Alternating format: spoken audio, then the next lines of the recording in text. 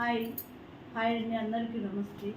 మా కోళ్ళు నేను ఇప్పుడు గొడవ పడుతున్నాం. మా పంచాయతీ ఏమన్నానని చెప్పినావు చెప్పు. ఏమని చెప్తావు? ఏం చేయాలి? ఎందుకు అన్ని అట్లా మాట్లాడినావు? నీతో ఒక మాట మాట్లాడదు. అబ్బా మళ్ళీ చెప్పింది. అన్ని నోటి యాదన్నా కానీ నారదుడే అట్లా మాట్లాడిన వాడుకో నాకు మెంటల్ ఎక్కుతుంది, బీపీ లేదు. నారదుడే మాకు కూడా ఒక మాట మాట్లాడుతుంది ఫ్రెండ్స్. అందరికి టాప్ టాప్ లేపాలనుతుంది. నాకు చెవుడు చెప్పి నీకు చెవుడు లేదా? ఇప్పుడు ఎవరైనా ఫ్రెండ్స్ మనం మాట్లాడేటప్పుడు పక్కన వచ్చి పిలిస్తే ఎవరు పలుకుతారు?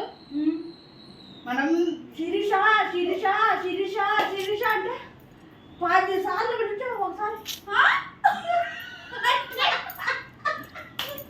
శిరీష శిరీష శిరీష అంటే 10 సార్లకు ఒకసారి పిలిచిన అక్క అంటే ఏమని అర్థం? నీకు చూడని అర్థం కదా. నువ్వు మాట్లాడేటప్పుడు అస్సలు పిలిచకూడదు అని నీకు తెలీదా? మాట్లాడేప్పుడు ఎందుకు పిలుస్తా? నేను మాట్లాడేటప్పుడు మధ్యలో పిలుస్తావు. నీకు ఎటమల కలతా అంటే 10 సార్లకు ఒకసారి నేను రాదా? ఎట్ట వినపడుతుంది?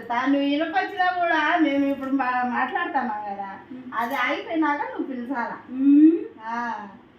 అంటే నేను బెగర్దాన్ని శిరీష శిరీష శిరీష అనేదాన్ని.